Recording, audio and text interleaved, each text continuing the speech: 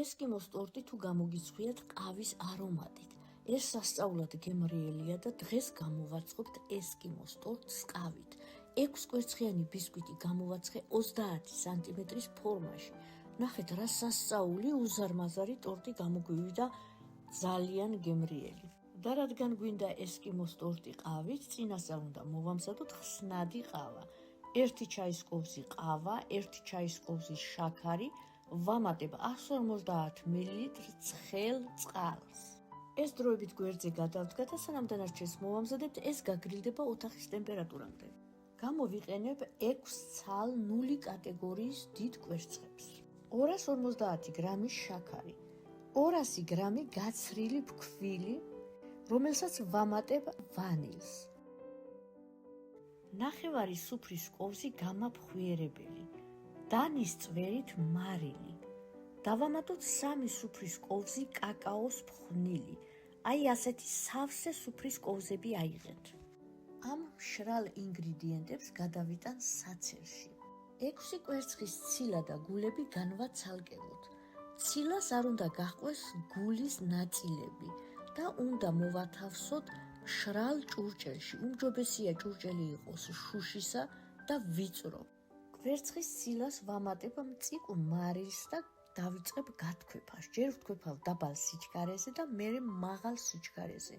როგორც კი ცილა აკაფდება, დანის წვერით დავამატოთ ლიმონმჟავა ან ლიმონის წვენი. ხშირად მეკითხებიან, რამდენად აუცილებელია ლიმონმჟავის დამატება.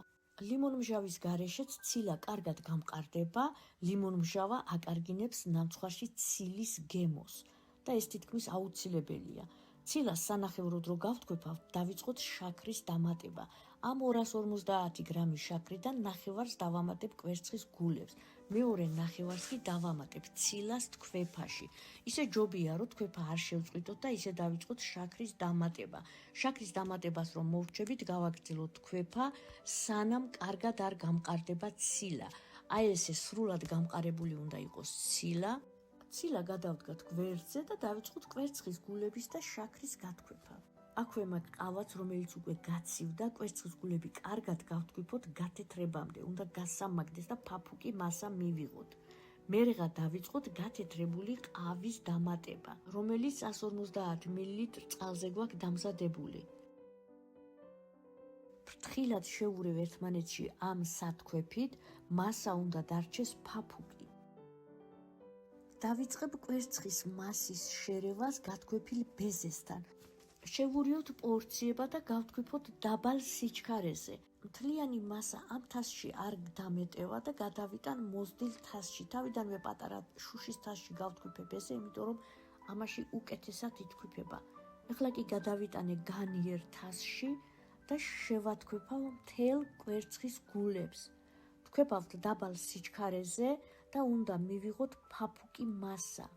დავიწყოთ ფქვილის და კაკაოს დამატება. ვამატებ 2 ეტაპად. დავაცერი ნახევარი ფქვილი და კაკაო. ამ ხელის სათქვაფით ფრთხილად ვურევ ქვემოდან ზემოთ. ძალიან ფრთხილად უნდა ამოვურიოთ, ისე რომ მასა ფაფუკი დარჩეს. დავაცერი ფქვილის მეორე ნაწილის, მთელი ფქვილი და კაკაო დავაცერი და ძალიან ფრთხილად შევურიე ერთმანეთში. შეიძლება ითქვას, რომ ეს ყველაზე მნიშვნელოვანი ეტაპია კაი ბისკვიტისთვის.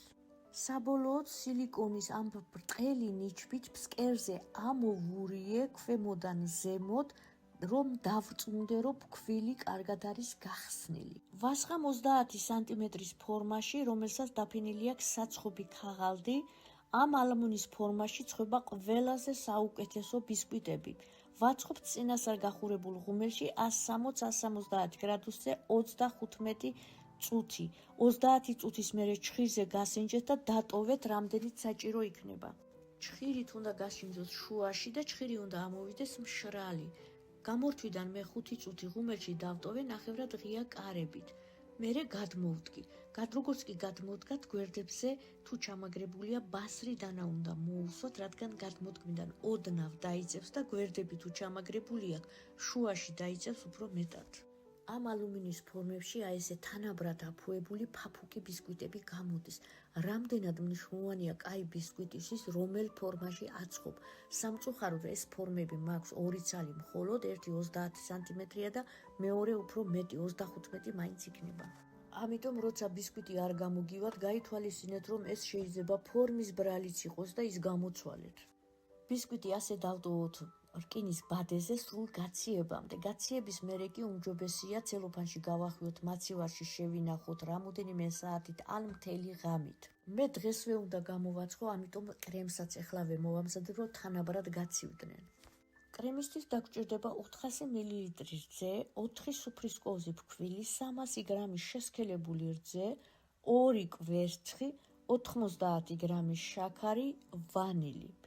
ქვაბში მოვათავსოთ კვერცხი, დავამატოთ შაქარი და კარგად გავთქვიფოთ. კვერცხის გულები კარგად უნდა დაიშალოს. დავამატოთ შესქელებული რძე და ესაც კარგად შევურიოთ ერთმანეთში. ვამატებ 4 სუფრის კოვს ფქვილს. ფქვილი განსაკუთრებულად კარგად უნდა შევურიოთ, შეგვიძლია ცოტა რძე დავამატოთ და გამოვიყენოთ ფქვილის გასახსნელად.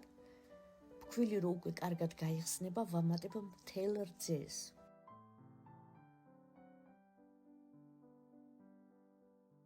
აქვე დავამატე 1 პაკეტი ვანილინი, შემოვდგათ კრემი მოსახარშად.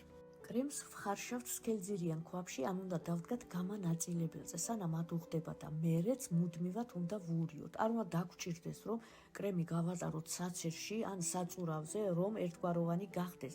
თუ სწორად მოვხარშავთ, ის აუცილებლად ერთგვაროვანი იქნება. ადუღებიდან ვხარშოთ 5-6 წუთი და გადმოვდგათ. ნახეთ, როგორი ერთგვაროვანი კრემია, ამას არაფერი არ უნდა გადმოვიტანე განიერ თეფშზე და გადავაფარე კონტაქტზე ცელოფანი. ველოდებით გაციებას, რომ კრემი გაცივდეს და ბისკვიტი გაცივდეს, თუმცა დასანამიც ეხლავე მოვამზადოთ, რომ ისიც გაცივდეს. დასანამი 1 ჩაისკოვ ყავაზე მზადდება, თუმცა მე დღეს ყავას არ გამოვიყენებ, 2 ჩაისკოვს შაქარს დავამატებ 1 სუფრის კოვს შესქელებულ რძეს და დავასხამ 150 მლ მდუღარე წყალს. რეცეპტში ყავასაც მიუთითებთ, უსურვილი გექნებათ, ყავით მოამზადეთ დასანამი. დავტოვებ ამ სამივეს, რომ გაცივდეს. მე ეს ყველაფერი დილით მოვამზადე, ამიტომ საღამოსთვის უკვე კარგად გაცივდა ბისკვიტიც და კრემიც და დავიწყებ კრემის მომზადების დაბოლოებას. 250 გრამი კარაქი მოვათავსე თასში, კარაქი შეგიძლიათ 300 გრამამდე გაზარდოთ. დავამატე 1 პაკეტი ვანილინი და გავთქვიფოთ. თქვეფავ ჯერ დაბალ სიჩქარეზე, მერე სიჩქარეს მოუმატე და უნდა გავთქვიფოთ 5 წუთი მაინც. კარაქი უნდა გათეთრდეს და კრემისებური მასა უნდა მივიღოთ. კარგად გათქვეფილ კარაქს ნამცხვარში კარაქის გემო არ აქვს და კრემიც უფრო ფაფუკი გამოდის. კარაქს რო კარგად გავთქვეფავთ, ვიწყებთ მოხარშული კრემის დამატებას. დავამატე 2 ნაწილად. ნახევარი კრემი გადავიტანე და ვთქვეფავ ზედაპირულად, თითქოს მხოლოდ მოხარშულ კრემს ვთქვეფავ. ცოტას შევურევ კარაქსას და გადავიტან მეორე ნახევარ კრემსაც. ვთქვეფავ დაბალ სიჩქარეზე, ისევ ზედაპირულად და ცოტა უკვე ჩავალ ქვემოთ, რომ კარაქიც შეერიოს. მალევე გამოვთავ, კრემის და კარაქის ბევრმა თქვეფამ შეიძლება აჭრა გამოიწვიოს. ამიტომ მიქსერს მალევე გამოვთავ და ხელით შევურევ. საბოლოოდ მივიღეთ აი ეს საუკეთესო კრემი, ასეთი შერევით არც ერთ შემთხვევაში არ აგეჭრებათ. ბისკვიტი გავჭერი შუაზე, აი ეს საუკეთესო ბისკვიტი გამოდის 6 კვერცხიანი 30 სანტიმეტრის სიგანის ფორმაში გამოვაცხე, 3-ათაც შეიძლება გაიჭეროს, მაგრამ ჩვენ 2 ბისკვიტი გვჭირდება. ბისკვიტის ზევითა ნაწილი დავდე ქვევით და დავნამე. როგორც გითხარით, რეცეპტში დასანამში ყავაც მიწერია და თუ დაამატებთ, უფრო გემრიელი გამოვა. მე გარკვეული მიზეზებით დღეს ყავას არ ვამატებ. დანამული ბისკვიტის ზემოდან მოვათავსოთ მთელი კრემი და გადავასწოროთ.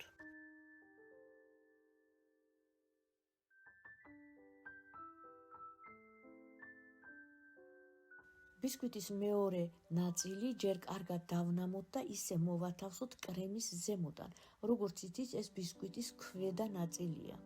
სუბუქად დავაწვეთ, დავაფაროთ ცელოფანი და შევდგათ მაცივარში 2 საათით მაინც. ეს ტორტი შეგიძლიათ მთელი ღამეც დატოვოთ და მეორე დღეს გააფორმოთ.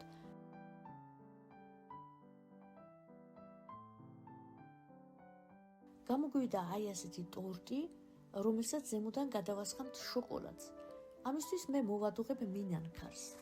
სქელძირიან ქვაბში მოვათავსე 3 სუფრის კვოვზი კაკაო, 3 სუფრის კვოვზი შაქარი, 50 გრამი კარაქი, 50 გრამი შავი შოკოლადი. 5 სუფრის კვოვზი რძე შემოვდგათ და გავაცხილოთ, არ ავადუღოთ, ჩავადრონთ შოკოლადი და მზად არის. აუცილებელია სქელძირიანი ქვაბი ან გამანაწილებელზე უნდა დავდგათ. ნაწილი მინანქარი გადავიტანე საკონდიტრო ტომარაში და ასე გავაფორმე. ჯერ წვეთებას ჩამოუშვი შოკოლადი, მერე მთლიანი მოვასხის ზემოდან. საბოლოოდ გამოგვივიდა აი ესეთი ტორტი, დაველოდოთ შოკოლადის გაციებას, დავჭრათ და დავაგემოვნოთ. სასწაულად ფაფუკი ტორტია, კრემი აქვს განსაკუთრებულად გემრიელი, ეს კრემი აუცილებლად ჩაინიშნეთ და შეგიძლიათ სხვა ნამცხრებშიც გამოიყენოთ. როგორც უკვე გითხარით, თუ არ გინდათ ესკიმო ყავით, არხზე გვაქვს რეცეპტი ყავის გარეშე, რომლის ბმულსაც დაგიტოვებთ ამ ვიდეოს აღწერაში. თუ სურვილი გექნებათ, შეგიძლიათ გამოვაცხოთ 4 კვერცხიანი ესკიმო, არის უფრო პატარა ზომის ტორტი ყავის გარეშე. მე კი თქვენ ახლა დროებით გემშვიდობებით, მალე ისევ შევხვდებით ძალიან საინტერესო რეცეპტებით, იქამდე კი ბედნიერ დღეებს გისურვებთ.